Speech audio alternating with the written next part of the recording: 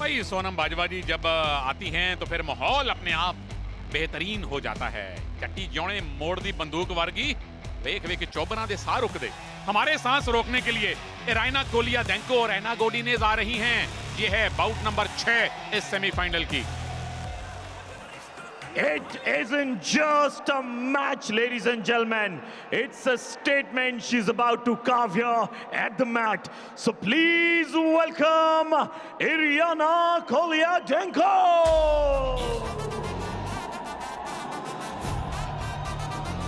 और ये है इरियाना कोलियाडेंको, 62 किलोग्राम में अपनी चुनौती रखने आ रही हैं। और ये भी बहुत ही जबरदस्त रेसलर रही है और इनका प्रदर्शन देखें तो लेग अटैक इनकी खूबी है और काउंटर अटैक में तो ये किसी को छोड़ती नहीं है। और जरा सा बस मौका मिलना चाहिए, आपने जरा सा गैप दे दिया तो फिर आप समझिए आपकी खैर नहीं है। और इनका अब तक का सफर देखें आप तो आखिरी 2 मुकाबले जीतने के बाद इन्होंने काफी ऊर्जा बटोरी है।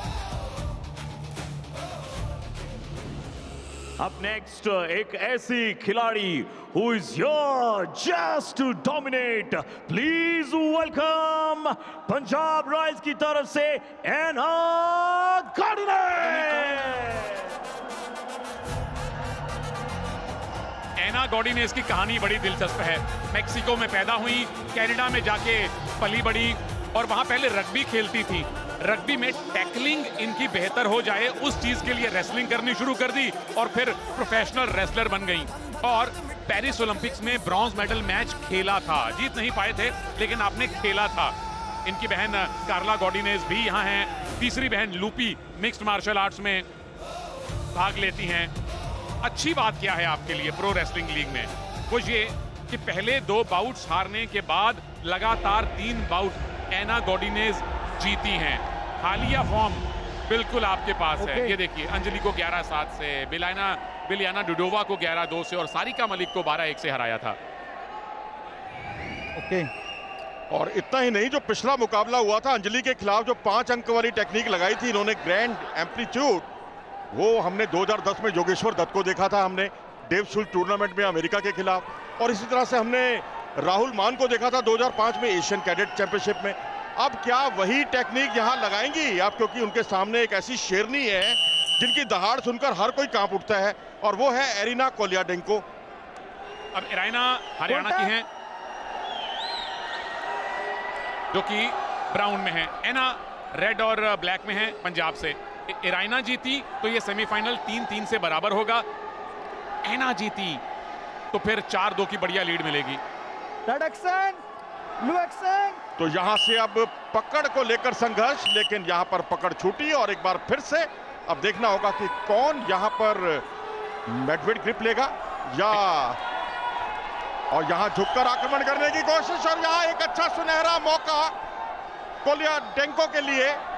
आप दाईं ओर देख सकते हैं कोलियाडेंको को। मजा आने वाला है। पिछली बार 15-2 के बड़े मार्जिन से इराइना जीती थी। ये दयान फारूकी हैं, चेयरमैन हैं प्रो रेसलिंग लीग के। भाई साहब, आपने कमाल की लीग दोबारा से भारतीय और दुनिया भर के दर्शकों के लिए अस्तित्व में लाई है। अब जब इराइना ने एना को हराया था उस बात को 10-12 दिन हो चुके हैं। अब किसी के मन में वो बाउट नहीं होगी, ये फ्रेश स्टार्ट है। और जैसा मनोज अभी बता रहे हैं, कल वो ग्रैंड एम्पलीट्यूड जो एना ने लगाया था वो एकदम विरला होता है, once in a blue moon. कई इवेंट्स में एक बार वो मूव देखने को मिलता है।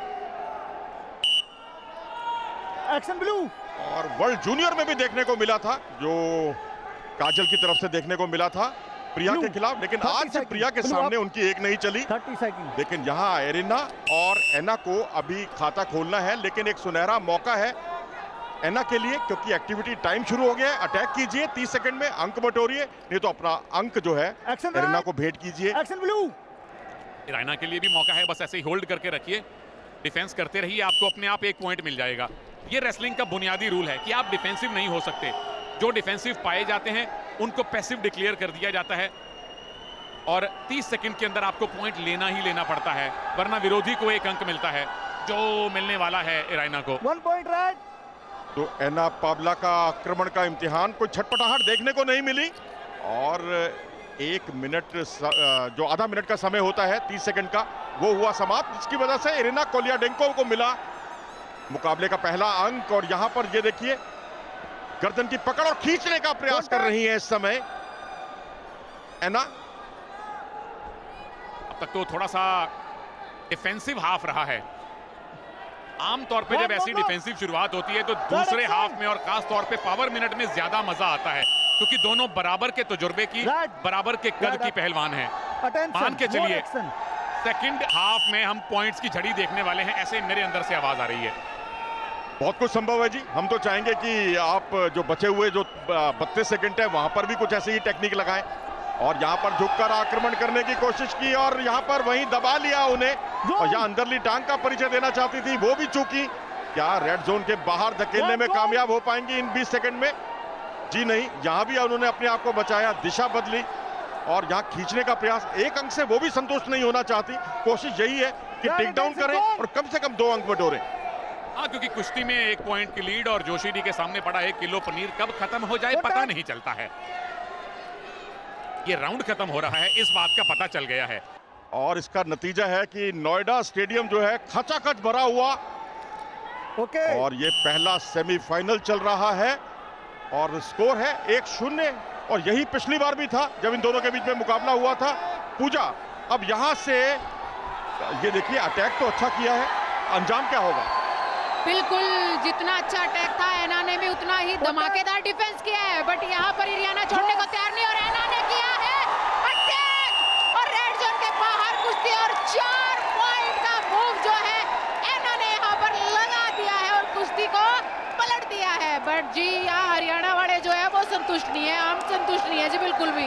और मुझे लगता है उनके संतुष्ट ना होने की वजह यह है कि उनको लगता है कि इरियाना ने भी वहां से कुंदे किया था और उनको गिराया था पीछे की तरफ। क्या उनका भी बाहुबल या जो प्रयास था वो हुआ है या नहीं हुआ, इसी को देखकर ये मूव किया गया है, हरियाणा की तरफ से चैलेंज हुआ है। मुझे लगता है यहाँ हरियाणा ने 2 पॉइंट की मांग की है कि जी चलो आप ठीक है 4 पॉइंट दे दो, लेकिन 2 तो हमें भी तो दे दो, ताकि उससे वो जो लंबा फासला बन गया है 4-1 का, वो और हरियाणा 3-4 पर ला सके। तो यहाँ आप देख सकते हैं नजरें गड़ाए हुए यहाँ पर वीएम प्रसूद, और ये था वो हमला। बिल्कुल, देखिए बिल्कुल बढ़िया डबल लेग अटैक जो है यहाँ पर हुआ था इरियाना की तरफ से। एना ने यहाँ पर बढ़िया डिफेंस किया है, उसके बाद फिर से इरियाना जो है वो खेमे पे गई है। और यहाँ पर देखिए इस मूव का चर्चाएं हो रही है, जो ये मूव 4 पॉइंट का लगा है, लेकिन जी मुझे नहीं लगता यहाँ कोई अंक जो है इरियाना को मिलेगा, क्योंकि ग्रिप छूट गई थी यहाँ पे। बाकी देखते हैं कि फैसला क्या है।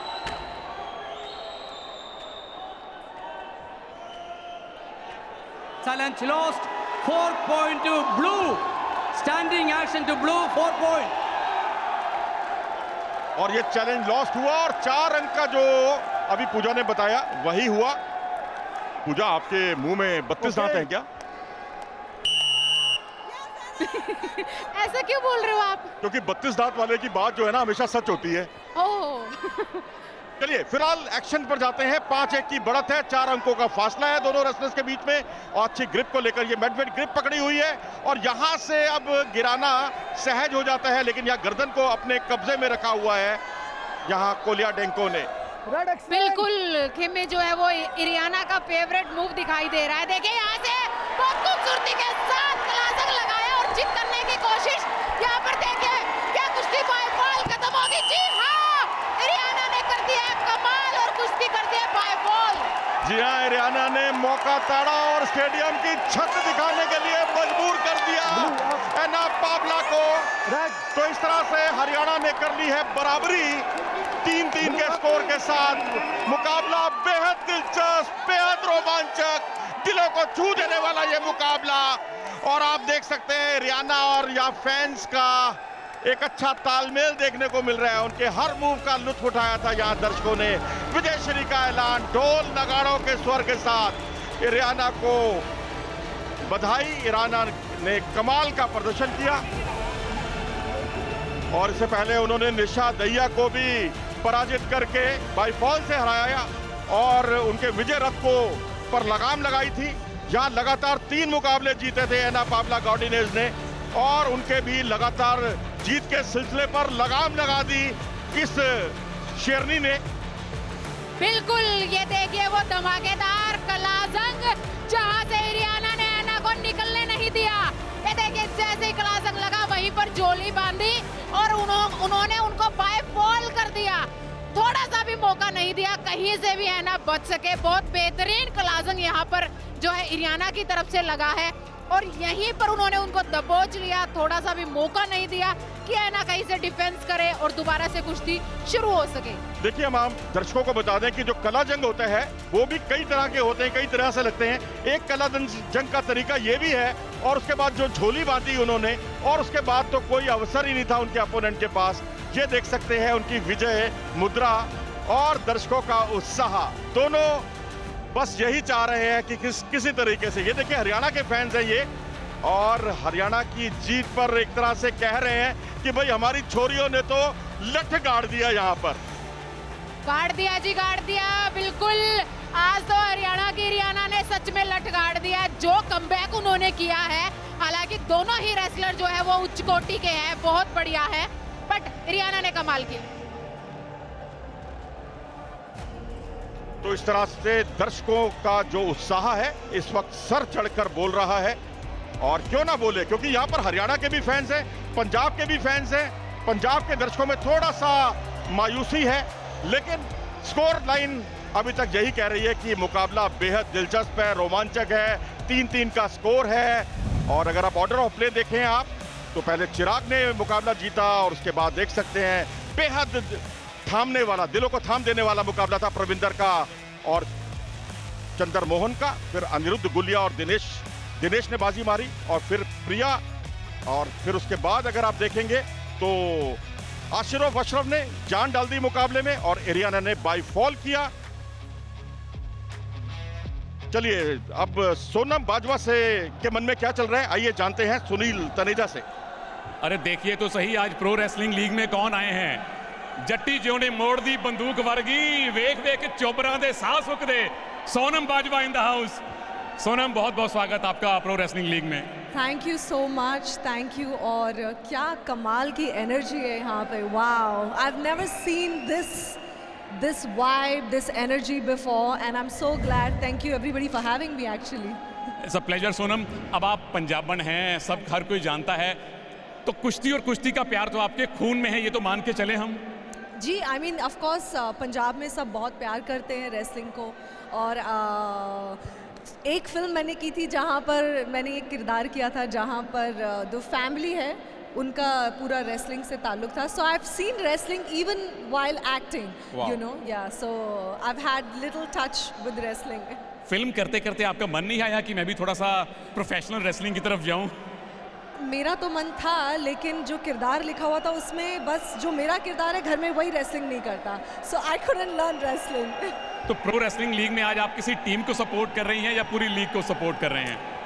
देखिए, लीग को डेफिनेटली सपोर्ट कर रही हूँ, क्योंकि किसी भी तरह के स्पोर्ट को मुझे लगता है कि हमें बहुत जितना हो सके हमें उसे बढ़ चढ़ कर सपोर्ट करना चाहिए। So the number 1 support goes to the league, but I love Punjab. I will always support Punjab, and I was cheering for them. But I think Haryana did very, very well. So massive congratulations to Haryana's team. They just won the match.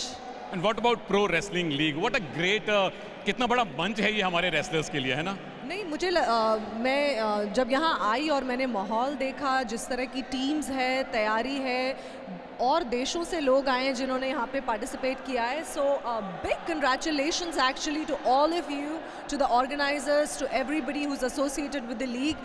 I really want to say well done, and I hope the league keeps getting better and better and bigger and bigger. क्या बातें आप आते रहिए, league better बिगर होती रहेगी। और जाते जाते क्या बोलूं मैं, जे कोई ऊंचा नीवा होवे बोले आ साडी गलती मलती माफ।